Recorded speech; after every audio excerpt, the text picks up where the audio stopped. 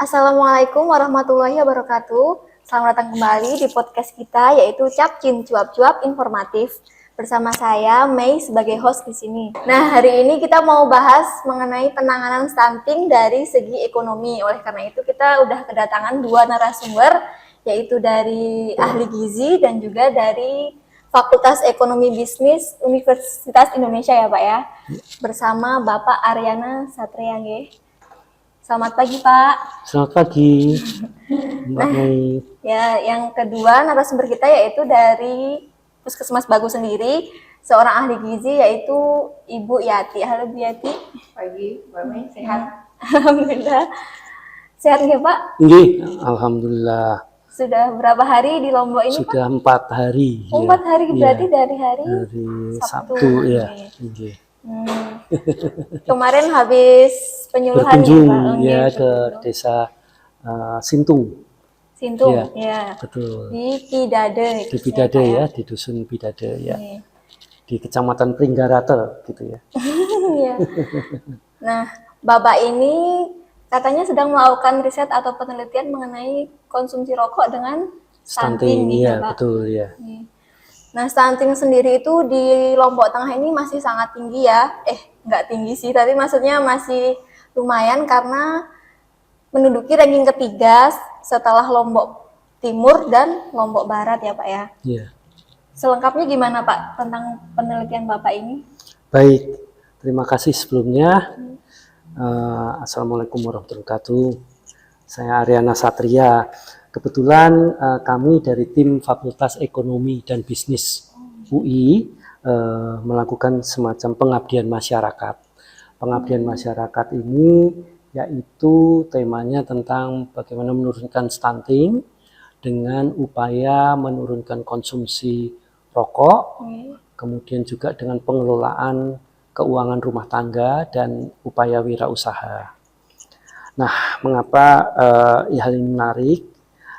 Kami melihat bahwa di Nusa Tenggara Barat ini ternyata kalau kita melihat statistik secara nasional yang data tahun 2021 menunjukkan ternyata Nusa Tenggara Barat ini kalau untuk konsumsi rokoknya untuk usia di atas 15 tahun itu mencapai 32,71%. Itu yang merokok. Nah, ini ternyata rankingnya nomor 3 se-Indonesia. Tepuk tangan. Hanya kalah dari Lampung dan Bengkulu begitu. Jadi ahli hisab semua di sini. Jadi itu tadi sebenarnya 32,71%. Nah, kemudian ternyata juga angka stuntingnya di Nusa Tenggara Barat ini NTB sebanyak 31,4%. Nah, 31,4% ini adanya di ranking 4 sesudah NTT, Sulawesi Barat, dan Aceh. Jadi ini suatu paduan yang bagaimana ini ya? Ini kalau dari rokok dan yang ada di stunting ini yang muncul semuanya di kedua tempat ini tampaknya hanya Nusa Tenggara Barat begitu. Jadi rokoknya nomor 3, kemudian stuntingnya nomor 4 begitu. Stunting ya seperti itu. Jadi rata-rata nasional stunting itu kan sekitar 24,4. Berarti padahal di sini 31,4. 7% lebih tinggi dari nasional begitu. Nah, ini cukup memprihatinkan. Tadi juga sudah diungkapkan oleh Mbak Mei bahwa ternyata Lombok Tengah ini nomor 3 dari, jadi yang 31,4% itu Lombok Tengah, nomor 3 sesudah Lombok ya di NTB ya. Betul begitu. Nah, kami pernah mencoba melakukan penelitian. Penelitiannya itu yaitu perilaku merokok orang tua dan dampaknya terhadap stunting, kecerdasan, dan kemiskinan. Nah, data ini kami analisis dari data sekunder, dari survei yang dilakukan secara berkala. Jadi kira-kira setiap 5 tahun sekali itu ada survei yang namanya Indonesia Family Life Survey. Survei ini agak unik dibandingkan survei-survei lainnya karena dia itu sifatnya longitudinal. Longitudinal itu artinya dia mengikuti terus. Jadi responden yang disurvei misalnya tahun ini, 5 tahun lagi dia juga yang disurvei. Bahkan kalau dia punya misalnya berkembang menjadi punya anak, anaknya menikah gitu ya, itu juga di keluarga baru itu disurvei juga begitu. Jadi membesar seperti itu. Nah, karena data yang sifatnya menaun itu longitudinal, maka kami bisa melihat perkembangannya begitu. Ternyata pertama tadi kan perilaku merokok anak dan dampaknya terhadap kesehatan gitu ya. Jadi kalau keluarganya itu perokok, maka kemungkinan bahwa anak perokoknya itu stunting itu 5,5% lebih tinggi. Jadi ya cukup banyak gitu ya, 5,5% lebih tinggi begitu. Nah, jadi anak-anaknya rata-ratanya biasanya lebih berat badannya 1,5 kilo lebih rendah. Kemudian tingginya 0,34 cm lebih pendek begitu. Nah, itu adalah kondisi terkait dengan stuntingnya. Nah, kemudian juga ternyata juga tadi selain stunting juga ada kecerdasan karena memang di IFLS ini juga diukur IQ-nya juga gitu. Nah, itu tingkat IQ-nya juga lebih rendah. Dan satu lagi yang miris ini juga kemiskinan, bahwa kalau melakukan konsumsi rokoknya itu naik 1%, maka kemungkinan tambah miskinnya itu 6%.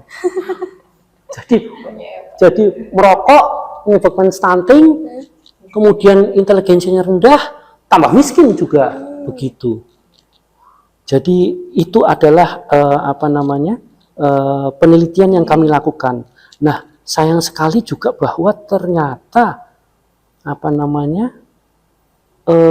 kami juga melakukan penelitian lain tentang bantuan sosial, rokok, dan indikator sosial ekonomi di Indonesia. Nah, ini melihat juga data, bukan dari data IFLS tadi yang Indonesia Family Life Survey, tapi dari data dari BPS yang survei sosial ekonomi nasional, Sosenas.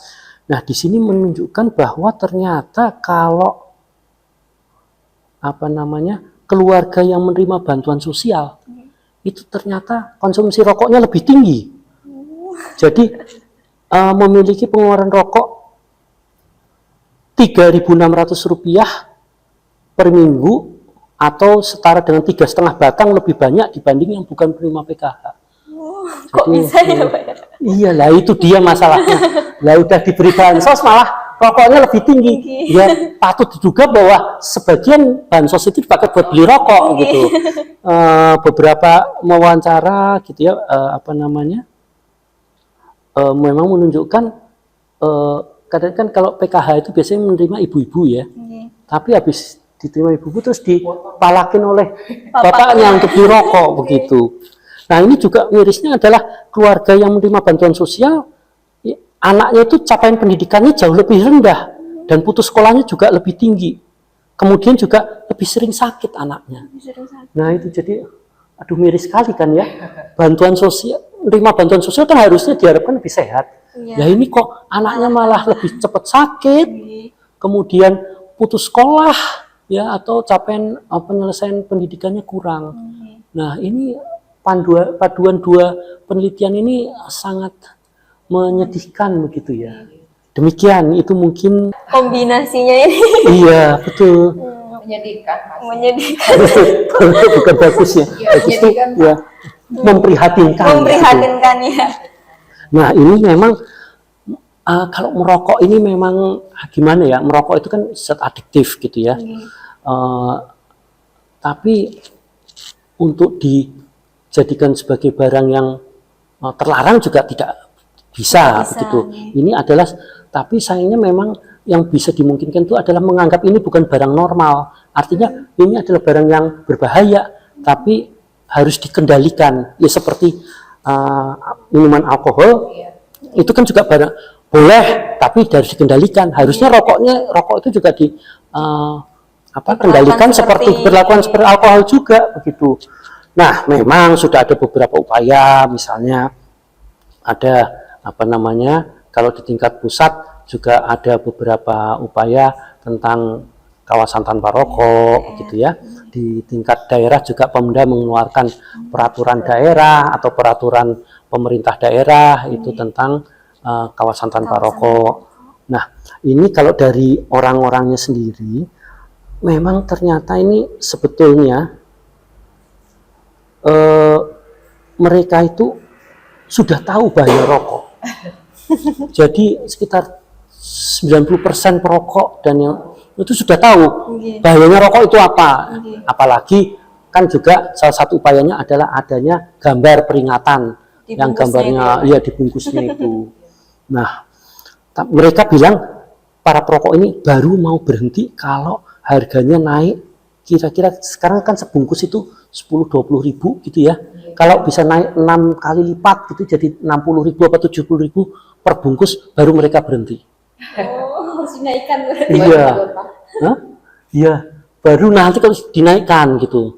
Nah, susahnya adalah ternyata selain bungkus rokok itu dijual eceran atau batangan. Nah, itu dia yang menyebabkan dampaknya juga pada anak-anak. Kami baru saja juga melakukan beberapa survei riset kualitatif tentang anak jalanan. Mereka itu ternyata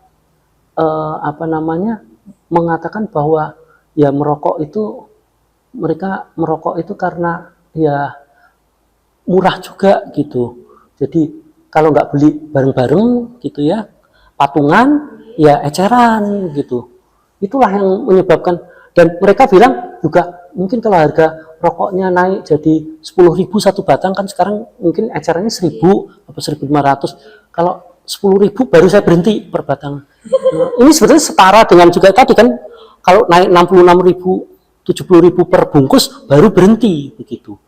Ini sangat memprihatinkan karena ya kenaikan itu tuh memang kurang. Pemerintah memang sudah melakukan beberapa upaya. Tadi ada kawasan tanpa rokok, kemudian ada peringatan, kemudian ada juga dengan kenaikan cukai rokok. Jadi supaya rokoknya lebih mahal. Tapi ternyata itu tadi harganya masih terlalu murah begitu. Mungkin itu beberapa dari aspek ekonomi. Silakan gitu Mbak Mei. Berarti hasil dari penelitian Bapak ini, konsumsi rokok ini 5,5 kali lebih rentan ke stunting. Iya, betul. Kalau dari gizi ini gimana ya? Mungkin kita bisa kenalan dulu sama stunting itu apa? Oh iya, stunting. Selamat datang di Indonesia. Stunting yang sudah dari dulu sebenarnya. Jadi mana stunting itu kan kurang gizinya kronis, Mbak. Udah lama gitu. Mulai dari kita sasar sekarang ke kelompok dari mulai hamil dari 1000 hari pertama kehidupan sampai dengan umur 2 tahun. Jadi untuk informasi bahwa di Puskesmas Bagu ada 2 lokasi fokus stunting, yaitu di 2023 di Desa Sintung dan Menemeng yang kemarin Bapak kunjungi itu ya. Termasuk itu Pak. Jadi kenapa dipilih ada 2? Pertama geografisnya dinilai, kemudian angka kemiskinan dan angka stuntingnya yang lumayan tinggi. Kalau di 2021 kemarin masih di angka 30 yang untuk puskesmas. Sekarang alhamdulillah, tapi belum bisa kita rilis, sudah ada penurunan. Dan dampaknya yang tadi itu kan 0,3 cm lebih pendek. Kemudian jangankan pendek, mau nambah berat misalnya, weight falteringnya lebih tinggi. Kenaikan gagal nambah beratnya lebih tinggi gitu. Karena kayak Pak Riana sampaikan kemarin, bekas yang di bajunya, asapnya kecium sama si bayi, kecium sama si anak juga berpengaruh gitu. Makanya kalau orang merokok, bapaknya ngerokok, kalau mau ketemu anak berarti harus mandi dulu. Iya, harus ganti baju. Kalau menurut Ibu, faktor penyebabnya apa yang adanya stunting ini kalau di wilayah kita sendiri? Di wilayah kita nih, yang nomor 1 adalah pola asuh, Mbak. Jadi pola asuh itu termasuk pola makan. Karena rata-rata di sini kayak Pak Yana ketemu kemarin Iya. yang pergi merantau itu istilahnya ya jadi TKI atau TKW gitu. Pekerja Jadi migran dia gitu ya. pekerja migran pas yang sehari-harinya diasuh oleh nenek gitu. Jadi udah dari yang mengasuh udah usianya gitu kan old school gitu kan, caranya seperti cara-cara lama lah. Yang masih ada Pak yang dikasih makan si bayinya itu dikunyah dulu, kalau istilah sasaknya itu dipapak. Oh, dikunyah oleh nenek gitu. Iya, punya dulu sama neneknya baru dikasih ke Seperti burung gitu ya. iya kayak burung. Jadi masih seperti itu kita di sini. Kemudian selain pola asuh, kayak kemarin juga hasil dari wawancara dari teman-teman UI bahwa diversifikasi pangannya atau aneka-ragaman pangannya, Mbak. Kemarin sampai ada yang nangis teman-teman UI karena hanya ada nasi dan sayur. Padahal protein. Ya, di bayangan kita kan menu seimbang itu ada nasi, ada lauk pauknya, ada hewani, nabati, sayur dan buah gitu. Tapi ternyata dari segi konsumsi juga hanya ada 2 macam dan itu cukup buat mereka gitu. Ada kebiasaan juga Pak. Gitu. Buat mereka menganggap sudah cukup begitu ya. Sudah Nasi sama sayur aja ya, begitu sudah ya. cukup gitu. Kadang-kadang hanya ada nasi dan dikasih air putih Pak, dan dikasih garam gitu. Jadi yang itu pola asuh itu termasuk ke pola makannya, cara merawat sehari-hari dan menjaga kesehatan. Personal higiennya juga kurang gitu. Jadi kan stunting ini bukan hanya karena kurang makannya atau gizinya aja gitu. Tapi kan lintas sektor, lintas program kita sebenarnya holistik konvergensi gitu. Berarti stunting ini sangat berhubungan sekali dengan ekonomi keluarga itu. Benar berarti ya Pak? Iya. Jadi tadi ya apa disebutkan daya beli gitu ya. Iya. Tadi pola asuh begitu ya. Kalau nggak salah kemarin kami mendengar bahwa apa namanya kalau anak itu mungkin kalau di keluarga ada protein gitu maka proteinnya diutamakan untuk bapaknya gitu ya. Seperti itu. Seperti itu ya. Masih begitu. Nah, ini juga kalau kita melihat data dari BPS sekali lagi menunjukkan bahwa ternyata apa namanya konsumsi pengeluarannya itu 16% di Indonesia itu 16% memang untuk makanan dan minuman jadi.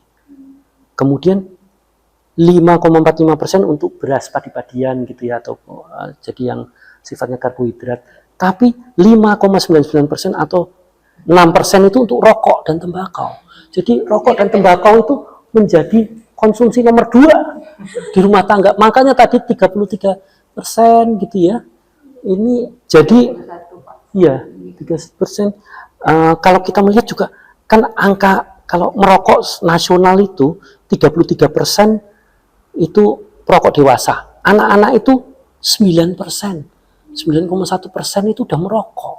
Udah mau 10% ya Pak ya? Iya betul. Nah itu mau diturunkan jadi 8,7% tahun 2024, tapi itu penurunannya kecil sekali ya yang kalau dibandingkan.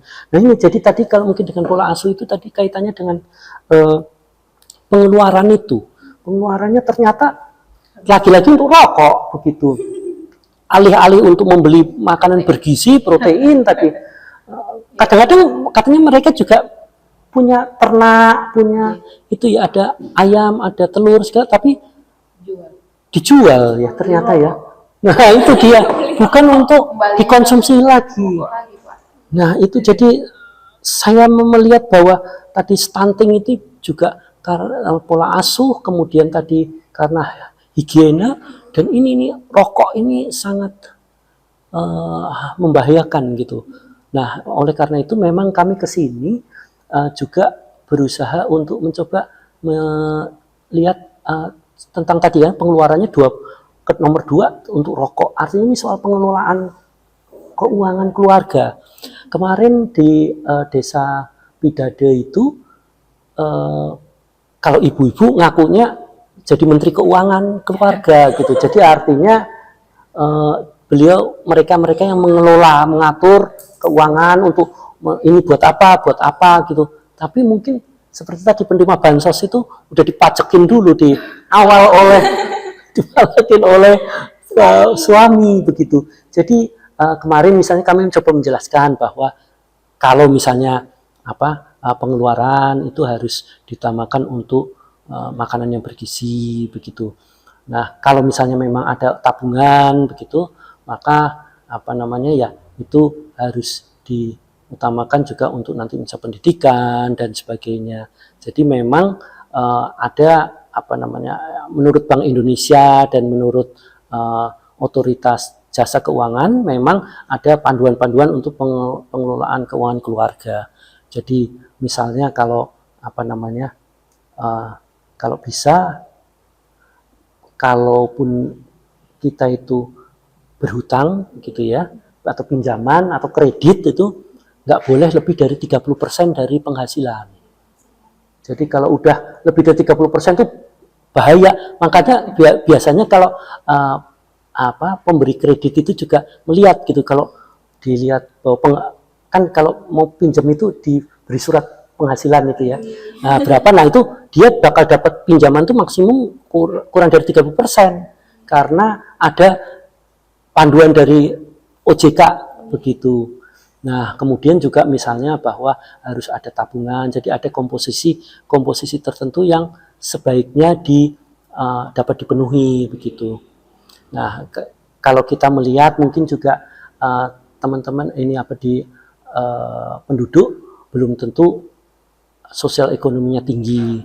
Nah, ini jadi karena ini perlu diatur lebih bijak. Jadi tadi dikurangi konsumsi rokoknya, begitu ya. Kemudian juga kalau ada kredit sebaiknya untuk yang lebih produktif, bukan hanya buat beli-beli, apalagi online atau konsumtif atau apalagi pinjol. Nah, pinjaman online ini saya nggak tahu kalau di desa-desa itu kayaknya kalau kemarin ada yang berusaha dengan wirausaha dengan menjual online. Tapi apakah juga ada pinjolnya sudah masuk atau belum ya? Kalau ada yang kami wawancara kemarin mengatakan ada biasanya pinjaman dari saudara atau orang atau mungkin utang ke warung. Iya, gitu. Utang ke warung yang banyak ya. Nah, itu dia. Jadi pengeluaran keuangannya harus bijak gitu ya tadi. Sampai cicilan dan sebagainya nggak boleh lebih dari 30%, seperti itu. Jadi itu mungkin ya Bu ya. Stresnya mungkin tinggi juga. Iya betul. Padahal juga kami melihat dari penjelasan juga salah satu halnya ini juga adalah soal wirausaha kan ya, kalau penghasilannya terbatas, apalagi kalau misalnya mayoritas banyak petani begitu, ini upaya wirausaha ini memang bisa dilakukan. Dan saya melihat sebetulnya Lombok ini kan katakanlah kota atau NTB ini kan juga menekankan pada turisme begitu ya.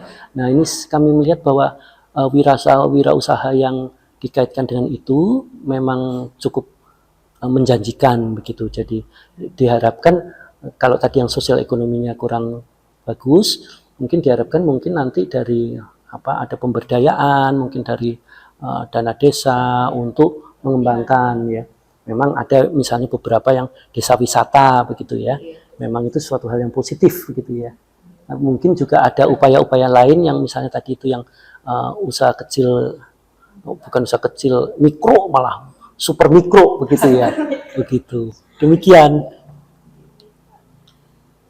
Berarti kalau ada pepatah yang bilang yang miskin makin miskin itu mungkin salah satunya karena kurang bisa mengelola keuangannya. Iya betul. Dan tadi lagi juga karena dibeliin rokok itu. Kan tadi kalau belanja 1%, rokoknya kemungkinan miskinnya naik 6%. 6 kali lipat. Iya. Dampaknya Begitu. gimana Bu kalau dari misalnya anak yang saat itu nantinya gimana? Jangka pendek ada jangka panjang. Ya, kalau jangka pendek ada dua kan dampaknya. Jangka pendek itu sering sakit. Kemudian jadi kos untuk kesehatan, biaya kesehatan akan meningkat, lari lagi ke ekonomi. Iya. Makanya pemerintah ya gitu berusaha gencar untuk mengatasi stunting ini karena besar sekali dampaknya Pak ya, sampai Iya. 11% GDP Iya, katanya betul. tadi saya browsing. Jadi itu pengaruh. Kemudian kalau jangka panjangnya produktivitasnya, kan stunting itu ada tadi IQ ya, jadi Iya. kemungkinan di masa depannya kayak kemarin Bapak tahun Menurut berapa? 2045. Iya, 2045 100 tahun Indonesia. di 23 tahun lagi anak-anak bayi balita kita yang stunting saat ini kan jadi usia produktif. Ya kalau mereka stunting dengan IQ rendah, Iya. kemungkinan akan mengurangi produktivitasnya. Produktivitas betul. Berarti ekonomi bangsa Indonesia Terpengaruh juga Pengaruh begitu. amat sangat besar sampai triliunan mana Pak? Iya. Apalagi sekarang saja ini pendidikan rata-rata di Indonesia angkatan kerja itu 50% lebih SMP. Rendah. Iya. Nanti kalau bayangkan kalau SMP stunting lagi gitu ya. Aduh, kayak apa itu? Udah. Iya, yang kita yang di strata Iya. strata sarjana gitu aja Pak, yang Iya. IP-nya 3,25 itu sudah nggak bisa keterima kerjanya. Itu ya. Iya. Padahal nggak stunting gitu ya. Padahal nggak stunting dan sudah berusaha gitu ya Pak. Jadi banyak memang faktor yang akan berdampak gitu. Kemudian kalau dari kesehatannya, sisi kesehatannya angka penyakit tidak menular Pak. Iya. Kayak jantung, hipertensi, kencing manis, Mm-mm. kanker, gitu. Iya. Kosnya juga akan meningkat, balik lagi ke ekonomi, Betul. semuanya. Ini juga kalau juga mungkin yang praktisnya mungkin orang wah nanti stunting ataupun apa namanya ya nantilah itu nggak kepikir gitu ya. Tapi juga salah satunya gini, kadang-kadang kan memang penduduk kadang-kadang banyak yang misalnya ingin jadi polisi gitu ya, jadi tentara. Itu ada syarat tinggi badan. Nah, nanti kalau stunting ya gimana mau jadi polisi, mau jadi tentara gitu ya. Bahkan bukan hanya itu, kalau tidak salah pendidikan bidan pun mensyaratkan adanya tinggi badan berapa ya 150 ya. Karena apa? Karena mungkin kalau bidan kan ya harus membantu secara fisik, membantu untuk persalinan dan sebagainya lah. Kalau terlalu pendek nanti nggak kuat ngangkatnya atau nggak kuat itunya. Jadi mungkin kita juga perlu mengingatkan kepada penduduk bahwa stuntingnya itu oke lah misalnya IQ tapi mungkin nggak kebayang nanti jadi nggak bisa jadi polisi, tentara, bidan pun nggak bisa gitu. Mungkin nanti di depan jadi PNS pun ada persyaratan tinggi, siapa tahu gitu ya Bu ya. Iya benar. Dan itu sudah tersampaikan Pak di kelas kami, di kelas, Oh gitu ya Bu ya. kelas PMDA namanya Mbak Mei, pemberian makan pada bayi dan anak. Oh ya. Ya, yang diinisiasi oleh UNICEF Oh iya ya. dan Bank Dunia waktu itu. Jadi ada istilah 4 bintang. Jadi kan yang 4 bintang itu jenderal ya, Iya. kalau nggak salah Pak. Jadi Betul. jadi kalau mau jadi jenderal, mau jadi ini, ya makannya harus 4 bintang itu. Iya, oh gitu ya. Udah disampaikan. Supaya nyambung gitu ya Bu ya. Yang paling sederhana kayak Iya betul. katanya Pak Ariana tadi. Iya tadi ya. Terbayang, oh jadi harus makan itu ya Bu, biar jadi bintang, biar jadi angkatan, biar jadi jenderal, biar jadi Iya. angkatan. Sudah tersampaikan semua. Betul. Iya ya. Masih berproses. Baik, insya Allah. Ya.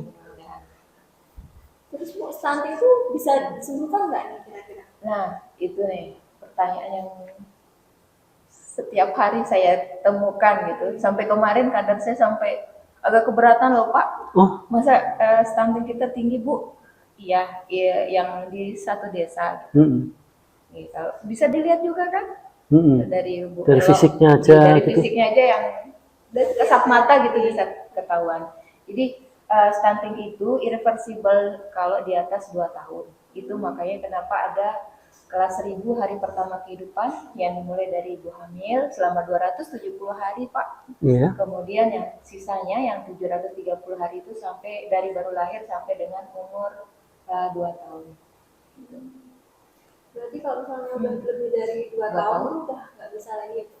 Iya, di penelitian terbaru tuh bisa, tapi amat sangat sulit gitu, ekstra gitu Pak. Jadi Mahal juga, lebih mahal juga mungkin karena ya. dia kan harus Doping-doping tinggi. ada. Iya, ada dopingnya, ada Suplemen banyak gitu ya. Jadi daripada nanti ongkosnya lebih besar, lebih baik dari hamil. dari 1000 hari tadi itu ya, Bu dari ya. hamilnya kita, dari konsepsi, dari mulai dibuat gitu. Banyak ibu iya, dari mulai berencana. Kalau bahasa saya baru mulai ketemu tuh mak bapaknya gitu. Jadi kalau ibu hamil disangkanya setelah bisa makan, kan ada proses morning sickness yang ngidam gitu Pak. Jadi 3 bulan pertama itu ya 3 bulan pertama, dan itu krusial gitu. Itu periode yang terbaik untuk mulai mengatasi stunting. Kalau solusi penanganannya dari ekonomi gimana? Ya begitu. Jadi tadi memang tadi saya ungkapkan memang bahwa salah satunya adalah pengelolaan keuangan supaya lebih bijak membelanjakan untuk hal-hal yang terkait dengan gizi tadi. Jadi jangan beli rokok itu tadi udah bansos dibelikan rokok lagi gitu. Nah itu ini sangat sangat penting. Alhamdulillah sebetulnya ini penelitian ini juga beberapa tahun 2020 itu Pak Presiden kita sudah mengatakan, Pak Jokowi waktu itu mengatakan di satu sesi mengatakan bahwa bansos jangan untuk beli rokok. Kemudian itu juga Menteri Sosial juga mengatakan, dan bahkan sekarang pada kemarin September ada keputusan Menteri Sosial terutama untuk internal bahwa di lingkungan Kementerian Sosial itu tidak boleh merokok. Bukan hanya kawasan tanpa rokok, tapi misalnya tadi itu pendamping keluarga yang memperoleh bansos itu pendamping, kan ada pendampingnya, pendamping PKH itu tidak boleh merokok juga. Dan juga tadi itu bansos ini tidak untuk diberikan rokok begitu. Jangan beli rokok. Iya. Nah juga tadi juga kan ada aspek sosial ekonomi ya. Sosial ekonomi ya mau nggak mau memang mungkin berwirausaha itu menjadi salah satu jalan begitu untuk meningkatkan kesejahteraan. Memang wirausaha itu tidak mudah gitu, tapi bisa dicoba. Tapi mungkin yang paling pertama itu adalah pengelolaan keuangan yang ada begitu. Mungkin itu.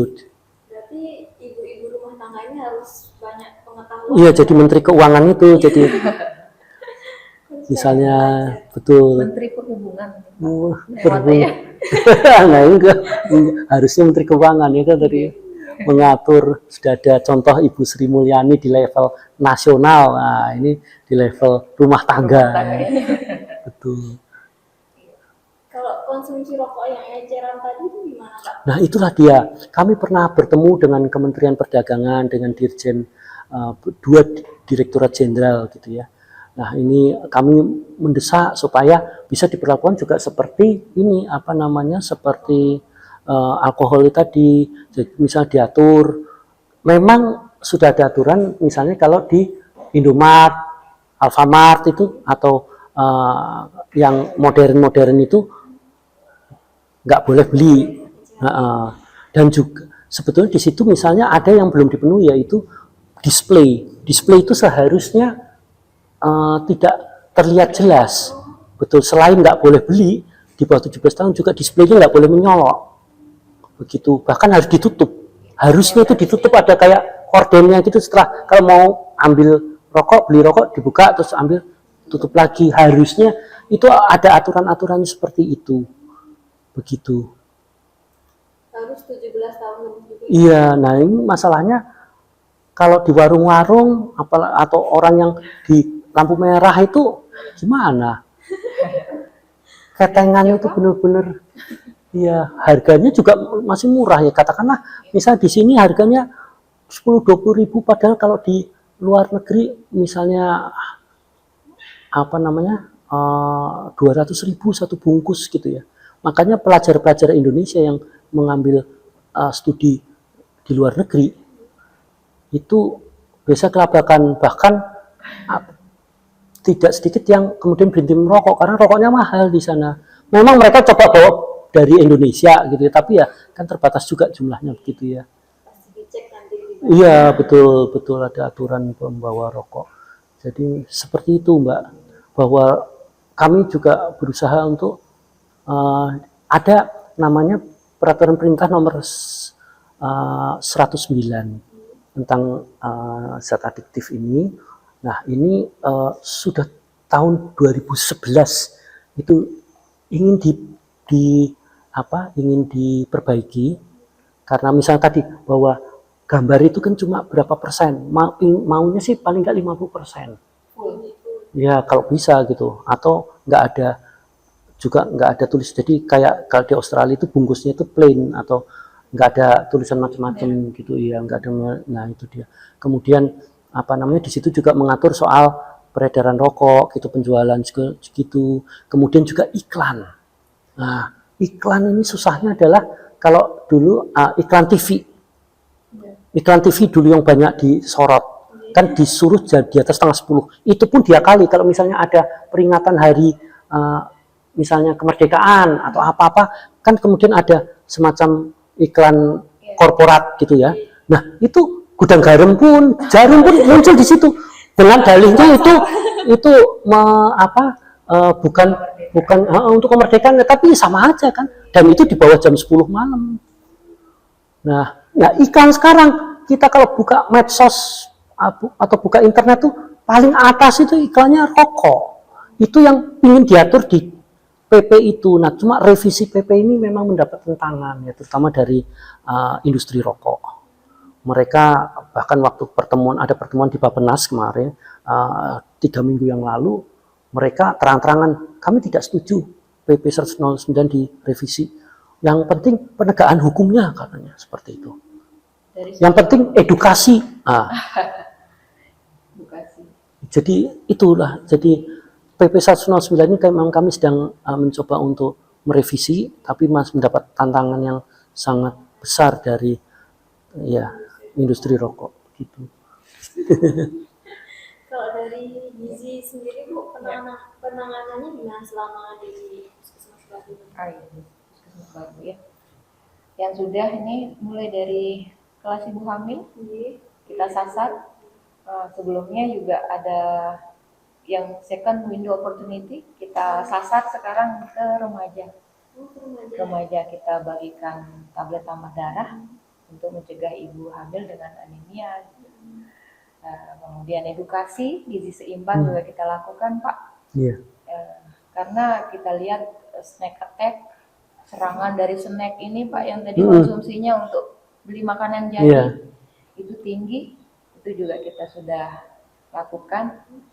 Yang rutin di Posyandu kita ada konseling, karena rata-rata kader di sini juga sudah dilatih untuk konseling PMBA. Kemudian ada kelas-kelas lainnya, ada kelas gizi 1000 HPK, ada kelas PMBA, ada kelas gizi yang khusus untuk bayi balita itu, yang bukan buat bayinya ya? Iya, buat ibunya ya? Buat ibunya. Ya, yang bayinya juga Pak, yang di atas 6 bulan kami kelaskan. Ya? Oh gitu. Iya, karena kan ngukur untuk bayi itu di bawah setahun itu hampir setiap bulan kami lakukan gitu. Jadi sedini mungkin kita akan coba screening yang mana yang kalau panjang badannya kurang dari 48 atau 48 itu sudah resiko untuk stunting. Iya. Jadi itu yang terus kita ikuti, longitudinal kayak katanya Pak Ariana. Iya tadi. Ya, longitudinal ala kami Pak, yang sederhana mungkin. Tapi itu saya pikir terus orang kayak kata orang batu karang aja bisa hancur gitu ya. Iya, dengan terus dikasih edukasi, ditetesin air gitu. Sedikit tapi kayak porsi dietnya Pak terus berlanjut kecil tapi sering gitu porsinya. Ya, dari remaja sudah kasih itu ya. Iya. Remaja kita sasar continuum of care yang siklus hidup. Jadi nggak selesai. Iya, gizi itu nggak selesai Pak, sampai PTM di lansia kami kerjakan, prolanis dan sebagainya gitu. Jadi akan terus berlanjut. Saya pernah bertemu dengan Kepala Dinas Kesehatan Lombok Tengah, Dr. Suwardi. Beliau menjelaskan juga sedang menjajaki untuk melakukan kerjasama dengan Dinas Pendidikan untuk nanti menyampaikan materi-materi tentang ini ya, mungkin ya, tentang gizi, reproduksi itu di sekolah-sekolah begitu. Ini memang sedang dirintis tapi belum jadi begitu. Tinggi. Begitu. Kalau kita dulu punya ini Pak, jadi landasan hukumnya biar aman gitu. Iya. Kami bawa SE dari Menteri Agama dulu. Oh gitu ya Bu. Karena banyak sekolah yang belum terpapar benar dengan edukasi yang kami ya untuk tablet tanpa darah ini terutama. Iya ya. Itu yang kemarin juga seminggu yang lalu rembuk stunting itu tanda tangan MOU. MOU ya. Di antara lintas sektor terkait termasuk leading sektornya. Oke, baik-baik ya, sangat bagus itu. Aksi konvergensi ini tidak hanya dari kesehatan, karena kesehatan cuma ngambil porsi 30%.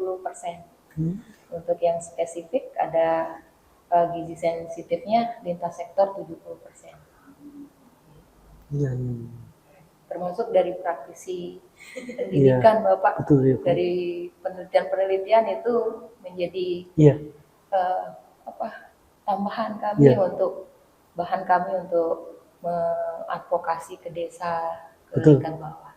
Alhamdulillah memang juga Kementerian Kesehatan kemarin mengajak saya kebetulan juga selain staf pengajar di Fakultas Ekonomi dan Bisnis, saya juga mengepalai suatu pusat kajian namanya Pusat Kajian Jaminan Sosial Universitas Indonesia.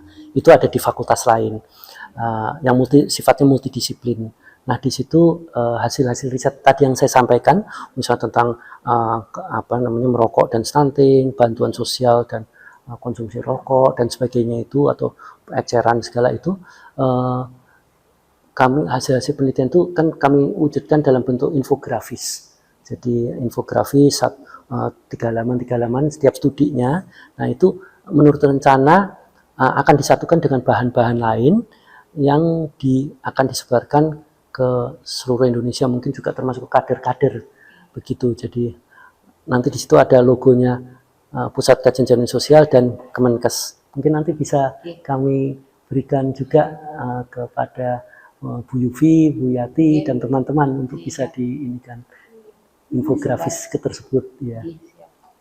Salah satu infografisnya kemarin juga kami coba sampaikan yang merokok dan stunting itu dalam bentuk buklet kemarin.